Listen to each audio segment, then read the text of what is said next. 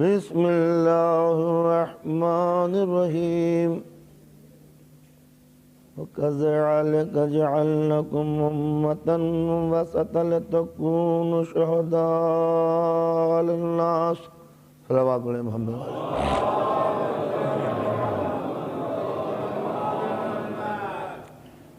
برادران ایمانی، میں نے اب تک اس آیہ مبارکہ کے ذیل میں یہ عرض کیا ہے کہ انسانیت کی پوری تاریخ مد و جزر کی تاریخ ہے، نشیب و فراز کی تاریخ ہے، افراط و تفریط کی تاریخ۔ کبھی انسان بلندیوں پر، کبھی گرا تو اسفل السافلین تک، کبھی غیظ میں آندھی، مہر میں دریا، کبھی بستیاں جلا دیتا ہے، کبھی خود جل کے خاک ہو جاتا ہے۔ اسی اپس اینڈ ڈاؤن نے اس معاشرے کو، سویلائزیشن، کلچر، ماحول اور سماج کو بربادیوں کا منہ دکھایا۔ انسانی تاریخ خون کے سمندر میں غرق ہوتی رہی، ذہن انسانی میں سکون کی رمق عنقا ہو گئی، صرف اس بنا پر کہ کبھی یہ حد سے بڑھ جاتا ہے اور کبھی یہ حد سے گر جاتا ہے۔ نہ انسان کو سکون جب ملے گا جب یہ گر جائے، اور نہ انسان کو سکون ملے گا جب یہ اپنی حدود کو پار کر جائے۔ تو لہذا سکون، آرام، ذہنی آسائش جب ہی میسر ہو سکتی ہے انسان کو کہ جب افراط و تفریط کے دونوں نقطے مٹا کر نقطہ عدل پہ لا کر انسان کو رکھا جائے۔ یہ مڈل پوائنٹ جو دو ایکسٹریم پوائنٹ کے درمیان بنے گا، اسی کا نام ہے اسلام۔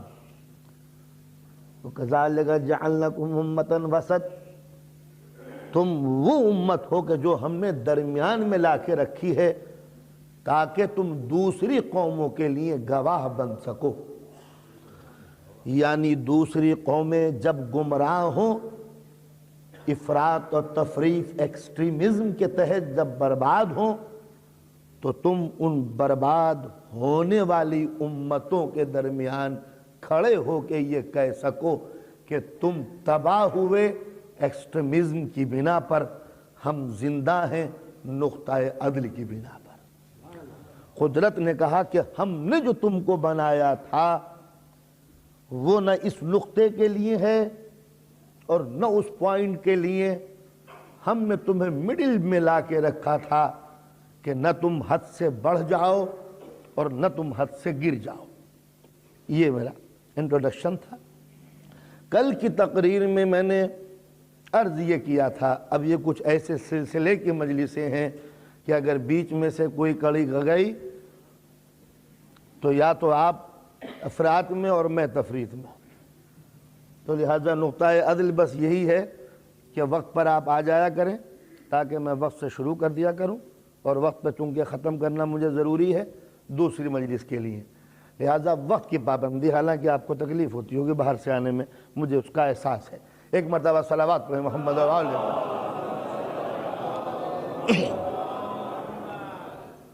کل کی تقریر میں نے عرض یہ کیا تھا کہ وہی انسانیت دو نقطوں کے درمیان ڈگمگاتی رہی، تو ایک نقطہ تھا ایکسٹریم پر کہ جو کچھ ہے وہ یہی دنیا ہے، کھاؤ پیو موج کرو گزر جاؤ، پھر نہ پلٹ کے آنا ہے، نہ حساب ہے، نہ کتاب ہے، نہ جنت ہے، نہ دوزخ ہے، نہ آخرت ہے، نہ کوئی خدا ہے، کھاؤ پیو موج کرو، drink and be happy, luxury life. دوسرا نظریہ یہ تھا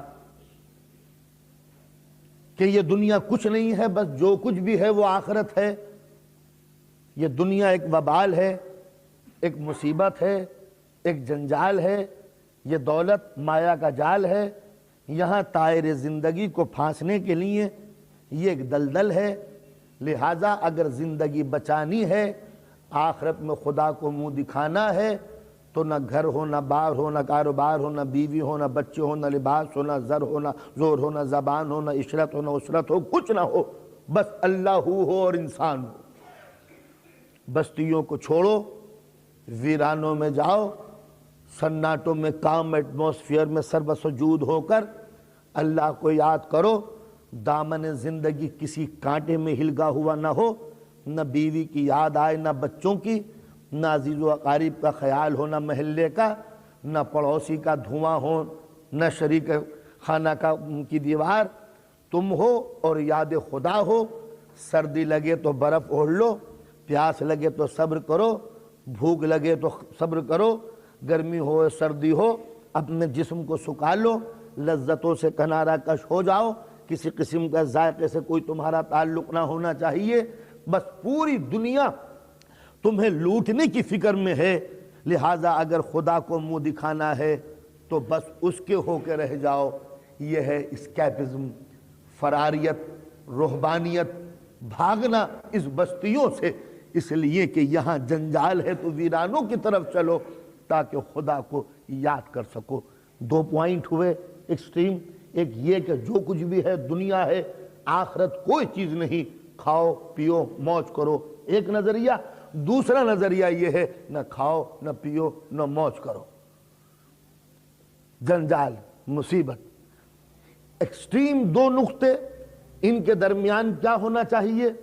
نہ دنیا کو چھوڑو آخرت کے لیے، نہ آخرت کو چھوڑو دنیا کے لیے۔ اسلام نے دونوں چیزوں کو لا کے اس طرح مکس اپ کر دیا، جس نے دنیا چھوڑی آخرت کے لیے وہ بھی گیا، جس نے آخرت چھوڑی دنیا کے لیے وہ بھی گیا۔ دنیا کے راستے سے آخرت کی منزل پر پہنچنا ہے۔ اسلام نے ایک ایسا نظام بنایا کہ ہر اس چیز کو عبادت قرار دے دیا جس کا تعلق دنیا سے ہے۔ یعنی دوسرے مذہب میں عبادت، ورشپ، پوجا تھی، صرف مندر میں جاؤ، بھگوان کے آگے سر کو جھکاؤ، یہ عبادت ہے۔ باہر نکلو تو کنیکشن آف ہو گیا۔ چرچ میں جاؤ، ہولی جیسس کرائسٹ کے اسٹیچو کے سامنے سر جھکا کر اپنے گناہوں کا اقرار کرتے رہو۔ یہ سنڈے سروس کے بعد اب جو نکل کے آئے تو منڈے میں سروس ختم ہو گئی، اب تمہارا کوئی تعلق ورشپ اور عبادت سے نہیں ہے۔ You are free to do ایوری تھنگ۔ اب مارکیٹ میں، میدان میں، دکان میں، اسکول میں، کالج میں آپ آدمی ہیں، جو چاہے کیجئے۔ معلوم ہوا مذہب ایک پرائیویٹ لائف ہے، گھر کے اندر رہنا چاہیے۔ جب ہم باہر جائیں گے تو ہم فری ہیں، جو چاہے کریں۔ آج کا پڑھا لکھا مسلمان نوجوان بھی یہی کہتا ہے، مذہب پرائیویٹ لائف ہے، اس کو گھر میں رہنا چاہیے، بس ضرورت کے تحت اس کو اوڑھ لے، باقی اتار دے۔ جیسے بالکل جس لائک اوور کوٹ، سردی ہو تو ڈال لو ورنہ باہر لا کے لگا کے رکھ دو۔ یہ مذہب کا تصور۔ لیکن اسلام نے بتایا کہ ہمارے یہاں مذہب نہ کوئی اوور کوٹ ہے نہ چھتری ہے کہ بارش ہو تو لگا لو، باقی بند کر کے رکھ دو کہ جب برسات ہوگی اگلے زمانے میں آئیں گے۔ یہاں عبادت، چلنا عبادت، سونا عبادت، بولنا عبادت۔ سنو تو میرے ذوق کے لحاظ سے سنو، سننا عبادت۔ بولو تو میرے طریقے سے بولو، بولنا عبادت۔ جاگو میرے بتائے ہوئے ٹائم کے لحاظ سے جاگو، جاگنا عبادت۔ سو جاؤ میرے طریقے سے سو تو سونا عبادت۔ اسٹوڈنٹ کتاب پڑھے، کتاب کا پڑھنا عبادت۔ تاجر دکان پہ بیٹھے، دکان پہ بیٹھنا عبادت۔ مزدور محنت کرے، یہ پسینے کے قطرے تسبیح کے دانے بن جائیں گے۔ غرض کہ پوری زندگی کو اسلام نے عبادت قرار دے دیا۔ بچوں کے لیے کماؤ، یہ عبادت۔ بیوی کی ضرورتیں پوری کرو، یہ عبادت۔ اچھا لباس پہنو، یہ عبادت۔ اچھی غذا کھاؤ، یہ عبادت۔ اچھے مکان میں رہو، یہ عبادت۔ اچھی کار لو، یہ عبادت۔ ساری نعمتیں تمہارے لیے ہیں اور تم میرے لیے ہیں۔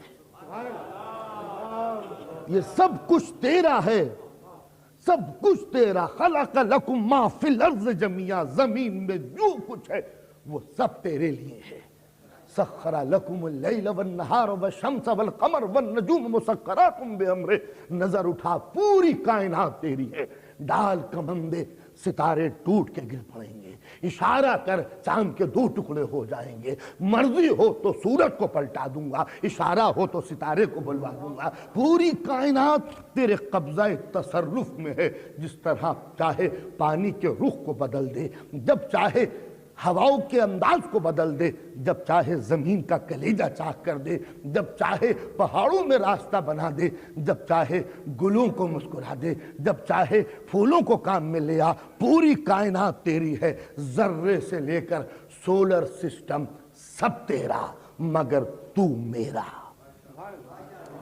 پوری کائنات تیرے قدموں پہ جھکا دوں گا مگر تو کبھی سر بھی تو میرے آگے جھکا دے۔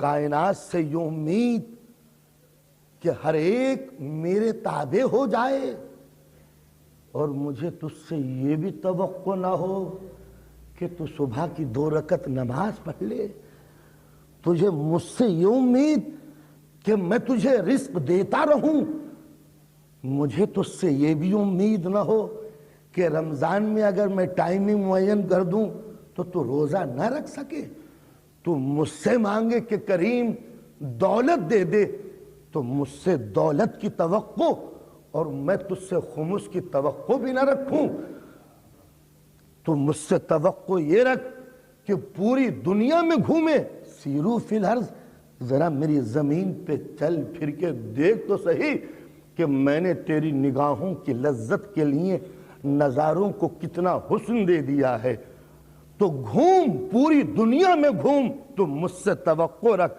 مگر گھومتے ہوئے انسان کبھی میرے گھر بھی تو آ جایا کر۔ ذرا اندازہ لگائیے، جب چھٹیاں ہوں تو پکنک میں چلے، going to Paris، ارے روز پیرس جاتے ہو گھومنے کے لیے، کبھی تو مکے چلے جایا کرو۔ کہا I don't like this، ہم نے اندازہ لگایا کہ انسان کتنا خود غرض جب اس سے لینے کے لیے بڑھتا ہے تو دونوں ہاتھ پھیلا دیتا ہے۔ بیٹا نہیں ہوا تو منتیں، مرادیں، مناجاتیں، اس در پر اس دروازے پر، اس عزا خانے پہ، کعبے میں، مکے میں، مدینے میں، زری پر علم میں، نیاز میں، نظر میں، بیٹا دے دے، اور جب بیٹا دے دیا تو ذرا میوزک کا پروگرام ہو جائے۔ اندازہ لگایا انسان کتنا ناشکرا ہے، جب نعمتیں مانگتا ہے تو خدا کو یاد کرتا ہے، اور قدرت جب نعمتیں دے دیتا ہے تو شیطان کو انوائٹ کرتا ہے، سر اب آپ آ جائیے، بیٹا مل گیا ہے۔ یہ انسان تو یہ بائی دا وے میں نے بات یوں کہہ دی تاکہ جو کل نہیں آئے تھے ان کو معلوم ہو جائے کہ یہ آج کا کنیکشن ہے۔ تو اسلام نے ایک ایسی زندگی ہمارے لیے وضع کی کہ نہ دنیا کو چھوڑو نہ آخرت کو چھوڑو، یہ تھا اسلامی نقطہ نظر۔ شادی کرو ثواب، نہ کرو تو کبھی کبھی حرام بھی ہو جاتا ہے شادی نہ کرنا۔ ایک وہ مذہب تھا کہ جس نے عبادت قرار دیا کہ کنوارے رہو، ایک یہ مذہب ہے جس نے کہا کہ کنوارے لڑکے کی 70 رکعتیں برابر ہیں شادی شدہ کی 1 رکعت کے برابر۔ آپ نے اندازہ لگایا کیوں؟ یعنی کسی مذہب میں شادی کرنا ہی ایک جرم تھا، ایک خطا تھی، پلیدگی تھی، نجاست تھی۔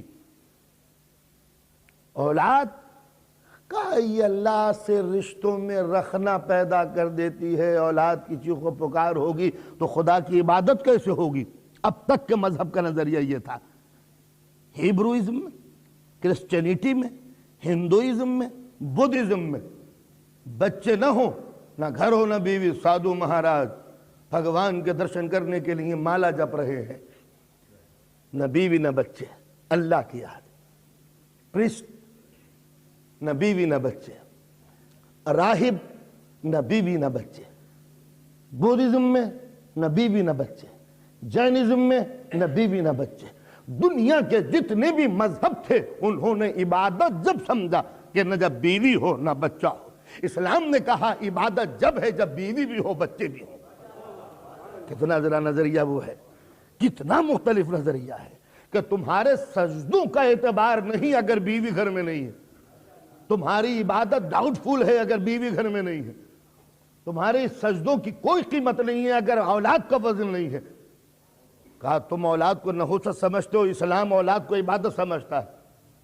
شریعت کا حکم ہے کہ بیٹا ہو تو سینے پہ سلاؤ، پیار کرو، پیار کرنا عبادت۔ اسلام میں بچوں کو پیار کرنا عبادت۔ ایک نفاست پسند سفید پوش صحابی آگے یہ کہہ رہے ہیں حضور آج تک میں نے کسی بچے کو گود میں نہیں لیا، مجھے پسند نہیں ہے بچے۔ حضور نے کہا اپنے دوزخ میں جانے کا اعلان بھی تم مجھ سے سن لے، جو اپنے بچوں کو پیار نہ کر سکے جنت کی بہاریں کبھی اسے لائق نہیں کریں گی۔ آپ نے اندازہ لگایا کہ اسلام نے تصور ہی عجیب و غریب پیش کیا۔ تو ہر مذہب میں یہ کہا تھا کہ بیوی بچے جنت میں جانے سے روک دیتے ہیں، اور رسول اسلام نے مباہلہ میں اسی کو شرط قرار دیا تھا۔ فَقُلْ تَعَالُوا نَدْعُ أَبْنَاءَنَا وَأَبْنَاءَكُمْ وَنِسَاءَنَا وَنِسَاءَكُمْ وَأَنفُسَنَا وَأَنفُسَكُمْ ثُمَّ نَبْتَهِلْ فَنَجْعَلْ لَعْنَةَ اللَّهِ عَلَى الْكَاذِبِينَ۔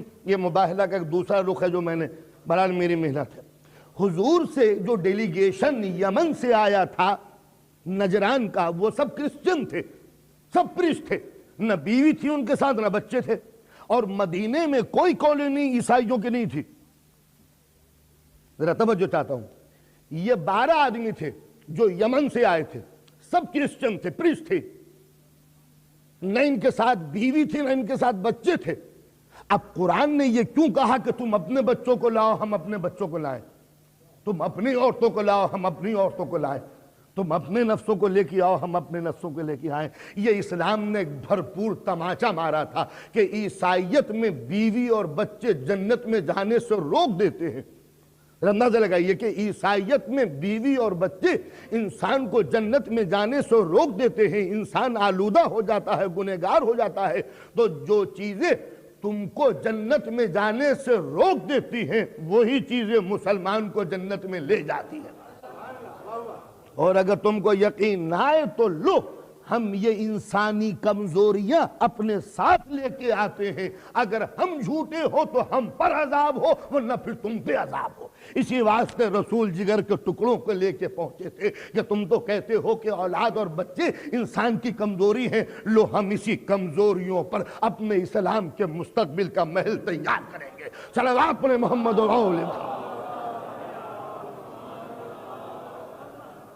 تو لہٰذا اسلام نے کہا ربنا آتینا فی الدنیا حسنہ وفی الآخرۃ حسنہ، اے پالنے والے دنیا میں بھی ہمیں نیکیاں عطا کر اور آخرت میں بھی ہمیں نیکیوں سے نواز۔ تو یہ دنیا اور آخرت کا کمبینیشن تھا اسلام، کہ جب تک کہ ان دونوں کو نہ ملا لوگے جب تک تمہاری کامیابی نہیں ہو سکتی۔ لہٰذا اسلام نے جتنی بھی چیزیں رکھی اس کے لیے شرط یہی قرار پائی کہ جس کو عبادت کہا وہ دنیا سدھارنے کا دوسرا نام ہے۔ عبادت اس کو کہا کہ دنیا سدھرے، یہی عبادت۔ میں نے کہا کہ ایک نوجوان تعلیم اس لیے پا رہا ہے کہ اپنی زندگی کو سدھارے تو اس کا تعلیم پانا عبادت ہے۔ ایک مزدور اس لیے محنت کش ہے، پسینے میں ڈوب کے کما رہا ہے، جیسے کل میں نے امام جعفر صادق علیہ السلام کی روایت بیان کی کہ ہم پسینے میں ڈوب کے محنت اس لیے کر رہے ہیں کہ کہیں انسانی غیرت، کہیں انسانی وقار، کہیں ہیومن اسٹیٹس جو ہے وہ تباہ و برباد نہ ہو جائے کسی غیر کے آگے ہاتھ پھیلانے کے لیے۔ اسلام میں کتنا فرق ہو گیا دوسرے مذہب میں۔ ہندوازم میں برہمن اس کو کہتے تھے جو بھیک مانگ کے پیٹ پالتا ہو۔ اندازہ لگایا، وہ دھرم گرو کہلاتا تھا، وہ ریلیجس ٹیچر تھا کہ جو خود نہ کرے اور دوسروں سے بھکشو اسی لیے کہتے ہیں بھیک مانگنے والا۔ اندازہ لگایا کہ جو اپنا پیٹ نہ پال سکے محنت سے وہ جنت حاصل کیا کر سکتا ہے، مگر ہندوازم میں اس کو رہنما قرار دیا گیا جو دوسروں کے آگے ضمیر بیچ کے ہاتھ پھیلا کے اپنا پیٹ پالتا ہو۔ رسول اسلام نے کہا آخرت میں وہ سب سے زیادہ گھاٹے میں ہوگا جسے دنیا میں ہاتھ پھیلانے کی حاجت رہی ہو۔ یہ تھا اسلامی تصور کے دنیا میں اس طرح محنت کرو شروع۔ امام جعفر صادق علیہ السلام تشریف لیے جا رہے ہیں، جو چپل ہے آپ کے ہاتھ میں، چپل ٹوٹ گیا، کسی دوست نے آگے بڑھ کے یہ کہا مولا مجھے دے دیجیے میں تھما لوں۔ کہا انسانیت کی توہین ہے کہ وہ اپنا بار کسی اور کے اوپر ڈالے، ہم خود اپنا ہاتھ، اپنے نالین جوتے اپنے ہاتھوں سے اٹھا لیں گے۔ یہ تھا کہ دنیا میں کبھی غیر کا محتاج ہو کے دنیا میں نہ رہے، یہ تھا اسلام کا تصور اس دنیا کے اندر۔ دنیا میں رہو تو اس طرح نہیں جیسے اجنبی۔ مولا نے عجیب و غریب بات کہی تھی جس کو میں نے کل دہرایا کہ دنیا اس طرح کماؤ جیسے ہمیشہ یہی رہنا ہے، اور آخرت کے لیے اس طرح کوشش کرو جیسے ابھی یہاں سے جانا ہے۔ یہ تھا کہ ان دونوں کا جب میڈیا نکالو گے تو بات اس نقطے پہ جا کے رکے گی، نہ دنیا کو ترک کرو اور نہ آخرت کو تباہ کرو۔ دنیا کماؤ لیکن خدا کو نہ بھولو۔ اسی لیے قدرت نے کہا ہر نعمت کو سامنے رکھو، مگر نعمت کو استعمال کرتے وقت، دنیا استعمال کرتے وقت آخرت کو اس میں سمو دو۔ اب وقت کیونکہ نہیں رہا لہذا صرف کا ایکسپلین کر دوں۔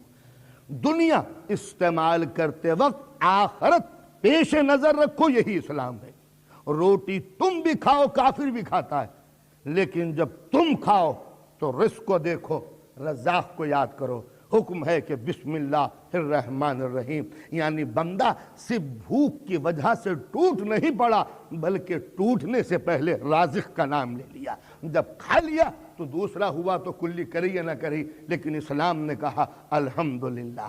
معلوم یہ ہوا کہ جو رزق دیا ہے ابتدا میں نے اللہ کے نام سے کی اور انتہا اللہ کے نام سے کی۔ لباس پہنو، ہر قسم کا لباس پہنو، لیکن جس وقت لباس کا سلیکشن کرنے لگو تو اب یہ دیکھو کہ اسلامی لباس کون سا ہے، غیر اسلامی لباس کون سا ہے۔ تو جب بندہ پہن رہا ہے اسلامی لباس، کہا یہ پیور ریشم ہے، یہ اسلام میں حرام ہے، ہم اس کو استعمال نہیں کریں گے۔ قدرت یہی کہتی ہے، یہی دیکھنا چاہتی ہے کہ مسلمان میں اور غیر مسلم میں اتنا ہی فرق ہو کہ غیر مسلم نن مسلم ضرورتوں کے اوپر ٹوٹ پڑتا ہے اور مسلمان یہ سوچتا ہے کہ جائز کون سا ہے ناجائز کون سا ہے۔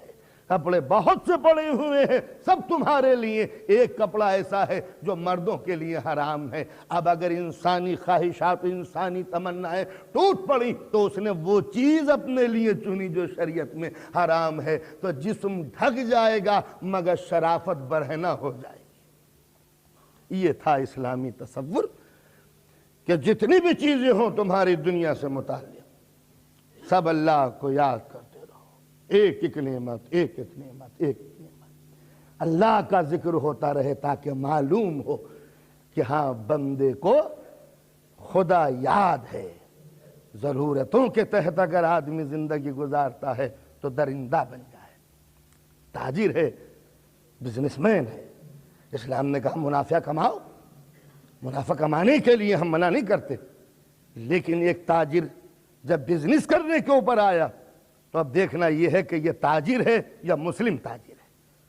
تو اگر یہ صرف بزنس مین ہے تو جس طرح بھی کمایا جا سکتا ہے کماؤ، لیکن یہ بزنس مین ہوگا جو کما رہا ہے، اور جب کماتے کماتے یہ سوچنے لگے کہ یہ جائز ہے یا ناجائز، اس کو بیچنا جائز ہے یا ناجائز، اس کو خریدنا جائز ہے یا ناجائز، تو جب تک بیچ رہا تھا، خرید رہا تھا، تاجر تھا، بزنس مین تھا، اور جب یہ سوچنے لگا کہ یہ حلال ہے یا حرام تو یہ مسلم بزنس مین ہوا، صرف بزنس مین نہیں ہوا۔ ڈاکٹر پڑھا ہے، محنت کی ہے، مشقت کی ہے، کلینک کھولی ہے، اس نے سرجری کھولی ہے، سب کچھ بیٹھ گیا۔ تو اب یہ دیکھنا ہے کہ اس کا کام یہ ہے کہ یہ صحت دے، لیکن ایک کیس ایسا بھی آیا کہ جس میں رقم مل رہی تھی۔ اب دیکھنا یہ ہے کہ رقم لے کے اگر آپریشن کر رہا ہے تو ٹھیک ہے، اس ڈاکٹر اس کو آمدنی کی ضرورت ہے، لیکن اگر مسلمان ڈاکٹر ہے تو اب یہاں سوچے گا کہ کیا کسی کی جان لینا میرے اختیار میں ہے؟ کیا مجھے حق ہے کہ میں کسی کی جان لے لوں؟ کسی نے رشوت دی کہ انجیکشن لگا دو، ظاہر ہے کہ ڈاکٹر کے پاس انجیکشن ایڈجسٹ کر دے گا، ختم ہو جائے گا۔ لیکن اگر وہ صرف روپے کے لالچ میں انجیکشن دے کے کسی کی زندگی لے رہا ہے تو وہ ڈاکٹر ہے، اور جس وقت زہر دیتے وہ تو یہ سوچے گا کہ یہ جائز ہے یا ناجائز، تو وہ مسلم ڈاکٹر ہے۔ رات کا وقت ہے، اسنوفال ہے، دفتن رات کے 2 بجے کسی نے بیل بجائی، پیشنٹ پریشان ہے، ڈاکٹر صاحب سے ریکویسٹ کر رہا ہے آپ چاہیں تو مجھے بچا لیں۔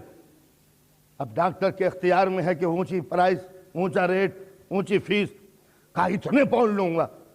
ٹھیک ہے، مجبوری کے وقت وہ دے گا اور آپ سے ضرورت کے تحت کام ہوگا، لیکن دیکھنا یہ ہے کہ دباؤ میں لا کر رقم کمانا یہ ڈاکٹر کا کام ہے۔ لیکن اب یہی پر فرق ہوگا کہ مسلم ڈاکٹر ہے یا صرف ڈاکٹر ہے۔ اگر صرف فیس کا خیال رکھے تو ڈاکٹر ہے، لیکن انسانیت بھی اس میں شامل ہو کہ یہ مجبور ہے اور میرے علاوہ کوئی اور اس کا علاج نہیں کر سکتا، بس اب مسلم ڈاکٹر ہونے کی وجہ سے اس کا فریضہ کچھ اور ہو جاتا ہے۔ عالم دین ہے، اس کے فتووں سے بہت سو کے مقدر بدل سکتے ہیں، ہو سکتا ہے کہ فتووں کے ساتھ اس کو فائدہ بھی ہو، لیکن اگر فائدہ ہے تو ٹھیک ہے، وہ فائدہ کما سکتا ہے تو وہ عالم ہے، لیکن فتویٰ دیتے وقت اگر وہ خدا کی مرضی کا خیال سامنے رکھے تو اب پتہ چلے گا وہ عالم ہے یا مسلم عالم۔ خطیب، ذاکر، اوریٹر، آپ نے ایک ذاکر کو بلایا محرم کے لیے، اتفاق سے عین وقت پہ ٹیلی گرام آ گیا کہ سوری میں نہیں آ سکتا، عزا خانہ خالی ہوا، پبلک سامنے آئی، مجمع مطالبہ کر رہا ہے کہ ہم نے چندہ دیا ہے تو لاؤ مولوی کو۔ اب پریشان آ کے مجھ سے کہنے لگے مولوی صاحب جلدی سے آ کے ذرا پڑھا دیجئے، ورنہ عزت و آبرو جائے گی، پبلک جو ہے نا وہ گلام دبا لے گی۔ اب میں یہ کہوں کہ اتنے لوں گا تو ٹھیک ہے، میں ایک ذاکر ہوں، لیکن اگر مسلم ذاکر ہوتا تو دوسرے کی مجبوری سے ناجائز فائدہ نہ اٹھاتا۔ یہ تھا اسلامی تصور کہ تم دنیا کماؤ مگر نظر آخرت پر رہے کہ کون سی دولت جائز ہے، کون سی دولت ناجائز ہے، کون سا مقام جائز ہے، کون سا مقام ناجائز ہے، کون سا لباس جائز ہے، کون سا لباس ناجائز ہے، کون سی اولاد جائز ہے، کون سی اولاد ناجائز ہے۔ اس لیے کہ اولاد سے محبت کرنا تو اسلام نے سکھایا تھا، لیکن اب کوئی ایسی اولاد ہے جو دین کے خلاف ہے تو ایسی ناخلف اولاد کے لیے دعا بھی نہ کرنا، ڈوبتی ہو تو خدا سے بچا دیا، نہ کہنا کہ بچا لے۔ یہ ہے اسلامی تصور۔ تو اسلام نے دنیا دی ہے مگر آخرت کو فراموش نہیں کیا، اسلام نے آخرت دی ہے مگر دنیا کو نظر انداز نہیں کیا۔ یہی وجہ ہے کہ اسلام میں ضروری ہے کہ انسان دنیا میں مکس اپ ہو جائے اور آخرت کا خیال رکھے۔ اب آپ ذرا رسول اسلام کی زندگی کو ملاحظہ فرمائیے، ائمہ اسلام کی زندگی کو ملاحظہ فرمائیے، دنیا بھی ہے، دین بھی ہے، شریعت کا تحفظ بھی ہے، قوم کے لیے عملی نمونہ بھی ہے۔ ورنہ دنیا یہ کہہ دیتی کہ معصوم کا کام صرف یہ ہے کہ پڑے رہیں اور کھائے جائیں اور ہدایت کیے جائیں، لیکن کبھی مزدور بنے تاکہ قوم کے لیے مزدوری عیب نہ بنے، کبھی میسم کی دکان پر بیٹھ کے کھجورے تولنے لگے تاکہ تجارت قوم کے لیے بدنما داغ نہ بن جائے۔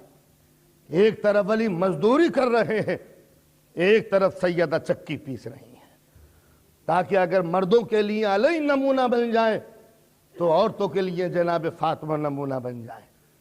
کہ آج جب کائنات کی شہزادی محنت کا شے ہاتھوں میں چھالے پڑ گئے، خون ٹپکنے لگا، لیکن معصومہ نے کہا مجھ سے زیادہ دنیا میں عزت کس کی ہوگی، مگر عزت دار رسول کی باعزت بیٹی جب محنت کرنا عیب نہیں سمجھتی تو کوئی بھی سیدہ کی کنیز گھر میں بیٹھ کر محنت کرنا اپنے لیے عیب نہ سمجھے۔ یہ تھا اسلامی تصور۔ لیکن ساتھ ہی ساتھ یہ بھی ہے کہ جب چکی پیس رہی ہے تو قرآن مجید کی تلاوت بھی ہو رہی ہے تاکہ دنیا بھی رہے اور دین بھی رہے۔ نماز کا وقت آیا تو مصلی بچھا دیا، تجارت کا وقت آیا تو مسلح لپیٹ دیا۔ یہ تھا عنوان۔ میدان جنگ میں اترے تو صفین کے مارکے میں مسلح بچھا دیا، جہاں تیر برس رہے ہوں، جہاں موت کا حرکہ ہو۔ ابن عباس کہتے ہیں مولا یہ میدان جنگ ہے، اب نماز پڑھ رہے ہیں۔ امام فرماتے ہیں اسی نماز کے لیے تو جنگ کر رہا ہوں، تو اگر جنگ کے وقت اگر نماز کو بھول جاؤں تو پھر یہ جنگ جائز کب ہوگی؟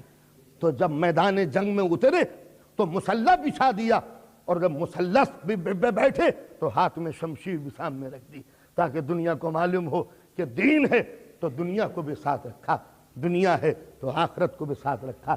ان دونوں کا ایک حسین امتزاج، ایک کمبینیشن ہے اسلام کا تصور، کہ دنیا میں رہو آخرت کو نہ بھولو، آخرت کو دیکھو مگر دنیا سے تعلق رکھو۔ یتیموں کو کھلایا، لاوارثوں کی پرورش کی، اپنوں کو دیا، عزیزوں کو سنبھالا، اس لیے کہ عزیزوں کو دینا ہی اسلام میں عبادت ہے۔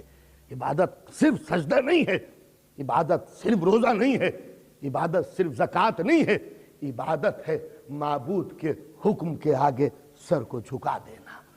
تو معبود کے حکم کے آگے جب سر کو جھکا دینا تو اس نے کہا عزیزوں کو دو، تو اب یہ دینا بھی عبادت، اٹھو تو اٹھنا عبادت، اب سو جاؤ تو اب سونا عبادت۔ میں نے جو ساری رات جاگنے کا عادی ہو اس سے کہا جا رہا ہے کہ اب سو جا۔ جو جاگنے کا عادی ہے وہ کہہ سکتا ہے کہ مجھے نیندیں نہیں آتی، مگر آج عبادت کا مفہوم سمجھانا تھا کہ مصلی پہ بیٹھ کے اللہ ہو کرنا ہی عبادت نہیں ہے، معبود کے حکم کے آگے جبین نیاز کا جھکا دینا عبادت ہے۔ کل جب عبادت کر رہا تھا تو خدا کا حکم تھا، اور آج جب سو رہا ہوں تو یہ بھی خدا کا حکم ہے۔ وہ بھی عبادت تھا جب جاگ رہا تھا، یہ بھی عبادت ہے جب سو رہا ہوں۔ صلوات پڑھیں محمد و علیہ۔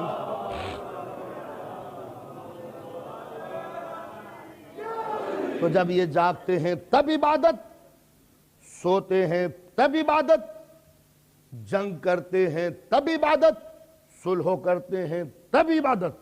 ان کی زندگی کا کوئی بھی عمل عبادت سے خالی نہیں ہے۔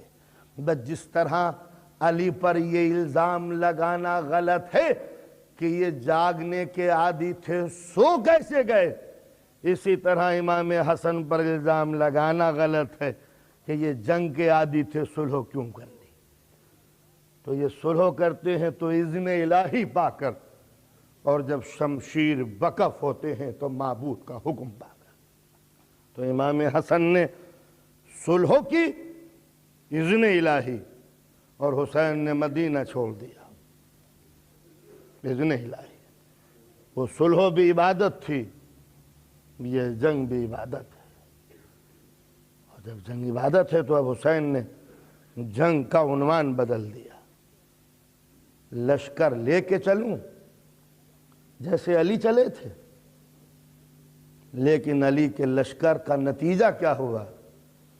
منافق چھپے کے چھپے رہ گئے۔ صلح کر لوں امام حسن کی طرح، مگر مد مقابل جو سامنے ہے اپوزیشن نے صلح امام حسن سے فائدہ کیا اٹھایا سوائے اس کے کہ زہر بھیج دیا۔ تو اب کوئی یہ کہنے کی ہمت نہیں رکھ سکتا کہ مولا کو چاہیے تھا کہ صلح کر لے، اس لیے کہ شریف ہوتا کوئی مد مقابل تو صلح سے فائدہ اٹھاتا، جنگ کا نتیجہ بھی کچھ نہیں نکل سکتا تھا۔ تو علی نے جنگ کر کے، حسن نے صلح کر کے مولا کے لیے ایک تیسرا راستہ پیدا کیا، جو نہ جنگ ہے نہ جو صلح ہے۔ ایک ایسا نقطہ، صلح بھی ہے اس لیے کہ لشکر نہیں ہے، جنگ بھی ہے اس لیے کہ ہاتھوں میں شمشیر ہے۔ حسین چلے ہیں مدینے سے۔ میں نے عرض کیا تھا کبھی کہ مدینے میں اگر رہ کے جنگ کرتے تو جنگ آسان تھی، دوست بھی تھے، انصار بھی تھے، مدینے کے گلی کوچے جنگ کے لیے مفید تھے، چھت پہ چڑھ کے دشمن کو ہرایا جا سکتا تھا، گھر میں پانی بھی ہوگا، کنویں بھی تھے، اناج بھی تھا، ساری آسانیاں مل جاتی، مگر اسلام میں منافقوں کے چہرے پر نقاب پڑی رہتی۔ مولا ایک ایسی جنگ لڑنا چاہتے ہیں کہ سپاہی دشمن کا جب اترے تو چہرے سے نقاب پلٹ جائے، اس لیے کہ ہر دور میں دشمن معصوموں سے ٹکرا کر چہرے پہ نقاب ڈال کر بیک ڈور سے نکل گیا اور مسلمان کو پتہ نہ چلا کہ قاتل کون تھا۔ نبی کو زہر دیا گیا، قاتل چھپ گئے۔ معصومہ کے گھر کو جلایا گیا، قاتل چھپ گئے۔ امام حسن کو زہر دیا گیا، سامنے کا قاتل آ گیا، اصل قاتل شام میں چھپا رہا۔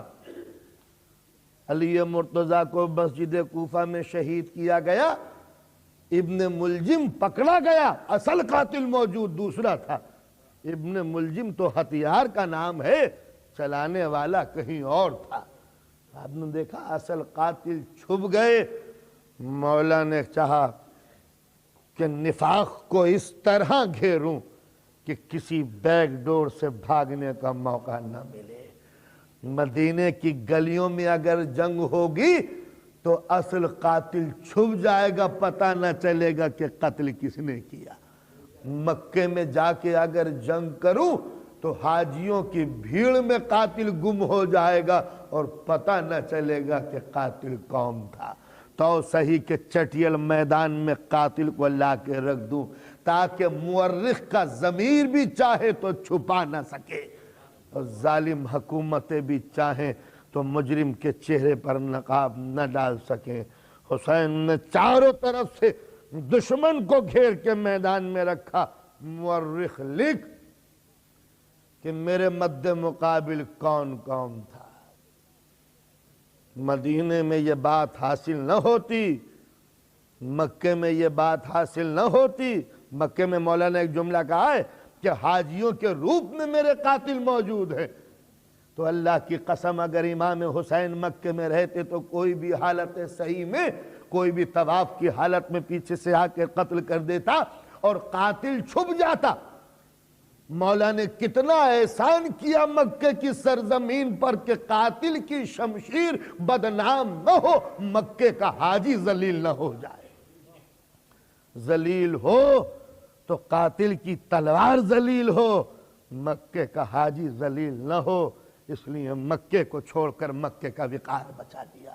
اب چٹیل میدان میں آ گئے کہ اب میرے دشمنوں کی تعداد گنو کہ یہ ہیں کتنے، یہ دیکھو کہ قاتلوں میں ہے کون کون، یہ دیکھو ان کی ولدیت کیا ہے، یہ دیکھو یہ کس کے باپ کے بیٹے ہیں، یہ دیکھو یہ کون سے مقدس صحابی کی اولاد ہے جو مجھ سے ٹکرانے کے لیے آئی ہے۔ اس لیے کربلا کے چٹیل میدان کا انتخاب کیا گیا تھا کہ کہیں مورخ کی کتابوں کی آڑ میں قاتل چھپ نہ جائے۔ اب قاتل سامنے ہے، دنیا جان رہی ہے کہ یہ کون ہے، کس کا بیٹا ہے، یہ کون ہے، کس کا بھائی ہے، یہ کون ہے، کس کا برادر ہے، یہ کون ہے، کس قبیلے سے ہے۔ کھلے ہوئے میدان میں سارے قاتل موجود تھے۔ یہ وہ تھے کہ جن کے باپ دادا نبی کے دسترخوان پہ بیٹھ کے روٹیاں توڑتے تھے۔ اب سمجھ میں آیا قرآن مجید نے جو سورہ منافقون نازل کیا تھا وہ اسی لیے کیا تھا کہ جب قرآن کے سوروں میں منافق موجود ہے تو نبی کی بزم میں منافق کیوں نہیں ہوگا۔ تو جب نبی کی بزم میں منافق موجود ہیں اور پتہ نہ لگ سکے کہ منافق کون ہے تو گھبرانے کی ضرورت نہیں ہے۔ کربلا میں آ جاؤ، اولاد خود اپنے اپنے بزرگوں کا پتہ بتا کے منافقین کی تعداد بتا دیں گے۔ یہ تھا وہ مولا کا قدم کہ جس نے تحقیق کرنے والوں کے لیے راستہ کھول دیا۔ اب دنیا دیکھے کہ مولا کے خون میں کون کون سے ہاتھ ملوث ہیں۔ یہ الگ ایک چیپٹر ہے، یہ الگ ایک بحث ہے۔ ہر مسلمان کے لیے دعوت فکر و نظر کہ نبی کا لال کربلا میں مارا گیا، قاتل کہاں چلے گئے پتہ تک نہ چلا۔ کن لوگوں نے قتل کیا؟ ہندوستان کے ہندو تھے کیا؟ یہود و نصارہ تھے؟ کہیں دوسرے ملک کے رہنے والے تھے؟ وہی مسلمان جو کل تک نبی کا نمک کھا رہے تھے آج وہ نبی کے گھر کو جلانے کے لیے اکٹھے ہو گئے اور یہ سمجھ رہے ہیں کہ کوئی عظیم کارنامہ ہے۔ حسین نے مدینہ چھوڑا، مدینے والوں کی بے وفائیاں تاریخ میں لکھی گئیں۔ حسین نے مکہ چھوڑا، مکے والے حاجیوں کی بے وفائی تاریخ میں ثبت ہو گئی۔ حسین کے راستے میں 10 خاندانوں کے مجاہد ملے، جوان ملے، حسین نے سب کو نظر انداز کر دیا۔ میں قتل ہونے کے لیے جا رہا ہوں، مگر جب قتل ہونے کا نام سنا تو جتنے بھی جانباز تھے وہ پیچھے ہٹنے لگے۔ پہچانو ان کو، یہ میرا ساتھ نہیں دے رہے، دولت کی جستجو میں چل رہے ہیں۔ میں لٹنے جا رہا ہوں، لوٹنے نہیں۔ آنے والے سب پیچھے ہٹتے چلے گئے۔ حسین سب کو ہٹا رہے ہیں، جاؤ چلے جاؤ۔ اور جب کربلا کے میدان میں آئے اور زینب نے یہ کہا بھیا کوئی تمہارا بھی ساتھی ہے، تو اب اس کو بلایا جس کی کمر جھکی ہوئی تھی، حبیب ابن مظاہر کو۔ معلوم ہوا جب تاج و تخت حاصل کرنا ہو تو نوجوانوں کو بلاؤ، اور جب دین بچانا ہو تو حبیب جیسے ضعیفوں کو بلاؤ۔ یہ حسین کی حکمت عملی۔ مولانا نے خط بھیجا حبیب ابن مظاہر کو، رجل فقیہ، حسین کی طرف سے رجل فقیہ کے نام خط۔ ہائے زمانہ، حبیب نے خط پڑھا، شریک حیات سن رہی ہے۔ کس کا خط ہے حبیب؟ زمانہ کس قدر بدلا ہوا تھا کہ حبیب کو بیوی پہ بھروسہ نہیں ہے۔ فرزند رسول کا، امام حسین کا خط۔ کہا کیا لکھا ہے؟ کہا مجھے کیا مطلب، جنگ ہو رہی ہے یزید اور امام حسین میں، مجھے کیا مطلب۔ سننا تھا کہ ایک مرتبہ حبیب ابن مظاہر کی شریک حیات کھڑی ہوئی، سر سے ردا اتار کر حبیب کے سامنے ڈال دی، حبیب اس کو اوڑھ کے بیٹھ جاؤ، اگر ہاتھوں میں شمشیر اٹھانے کی طاقت نہیں ہے تو بھی گھر سے نکلنا بھی زیبا نہیں ہے۔ جب یہ جملے سنے تو ایک مرتبہ حبیب مسکرا کے کھڑے ہو گئے۔ شریک حیات، ہم تو یہ سمجھے تھے کہ تم یزید کی طرف تمہارا رجحان ہوگا، بھلا نبی کا نواسہ ہمیں بلائے اور ہم یہاں رہ جائیں۔ کس قدر زمانہ بدلا ہوا تھا، حسین کو حبیب کی ضرورت ہے۔ اور حبیب شریک حیات کے لیے یہ یقین نہیں کرتا کہ یہ حسین کی دوست ہے، یہ حسین کی دشمن۔ رات کی تاریکی میں حبیب ابن مظاہر نے اپنے غلام کو حکم دیا گھوڑا لے جا کے کوفے کے باہر کھڑے ہو جانا، میں کس کی وقت بھی رات کے آ سکتا ہوں۔ دبے پاؤں حبیب ابن مظاہر کوفے سے نکلے۔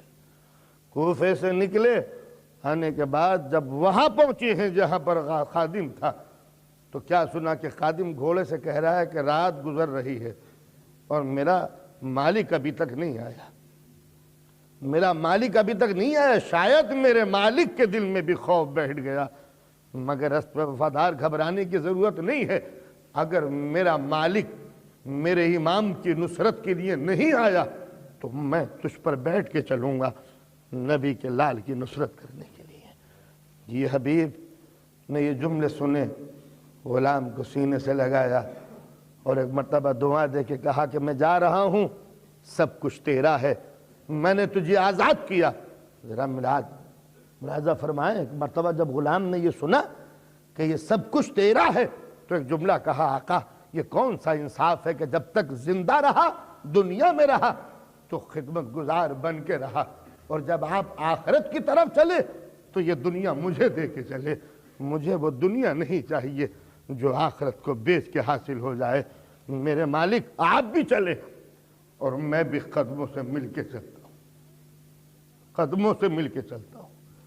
یہ تھے حسین کے جانباز، یہ تھے حسین کے وفادار، جھکی ہوئی کمر، پل کے ہاتھ میں راشا، ہاتھ میں راشا۔ ایک مرتبہ حبیب ابن مظاہر چلے، چاروں طرف فوج کا نرغہ ہے، نرغے کو پار کرتے ہوئے وہاں ہے جہاں فرزند رسول۔ دوستو ایک آدمی آیا ہے، مگر نہ جانے حسین کو کتنی طاقت محسوس ہوئی کہ بیٹھے تھے اٹھ کے کھڑے ہو گئے۔ حبیب آیا ہے، میرے بچپن کا ساتھی، میرے بچپن کا دوست۔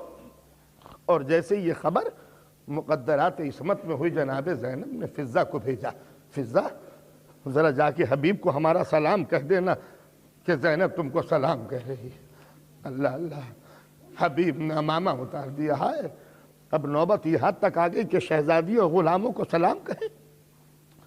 اب حبیب ہے اور مولا کی رفاقت، اب حبیب ہے مولا کی ہمدردی۔ 7ویں تاریخ سے پانی بند ہوا، حبیب بھی پیاسے، حسین بھی پیاسے۔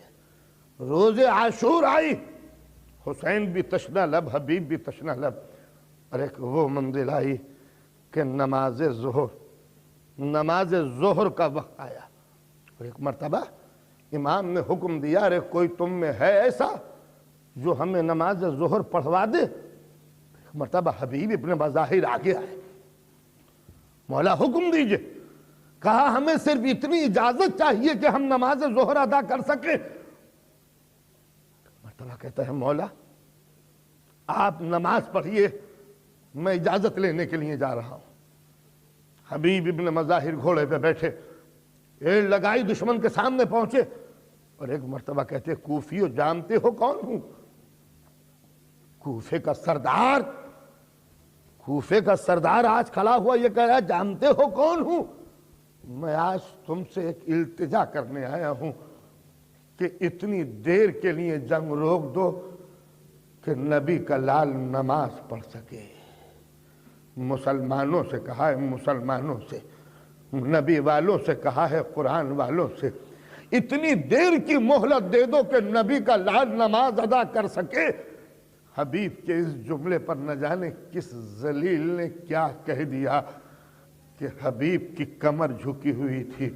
ایک مرتبہ حبیب تن کے گھوڑے پہ بیٹھے، جن ہاتھوں میں راشا تھا وہ شمشیر کے قبضے پہ جا کے رکی، اور ایک مرتبہ پلٹ کے دشمن سے کہا ذلیل، ارے جب نبی کے بیٹے کی نماز قبول نہ ہوگی تو اس دنیا میں کس کی نماز رہ جائے گی؟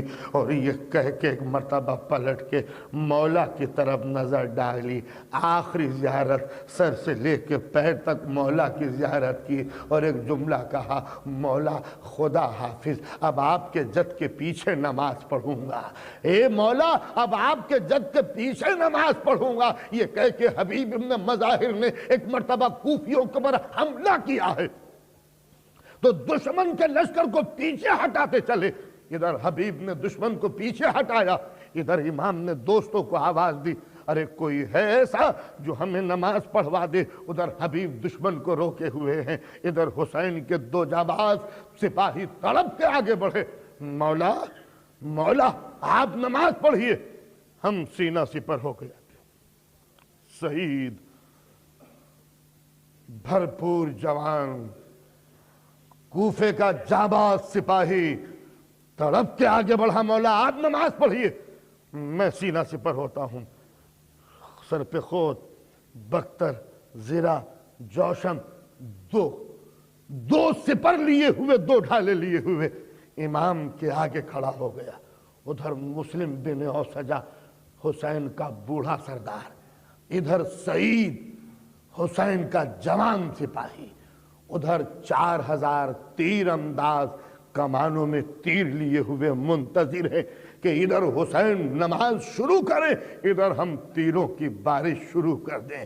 دوستو، حسین نے تکبیر کے لیے ہاتھ اٹھائے، سعید نے سپر کو درست کیا، ادھر حسین نے نماز ظہر شروع کی، ادھر کمانوں کی سرحدوں سے تیر نکلے، زہر میں ڈوبے ہوئے تیر، 4000 تیر ایک ساتھ چلے۔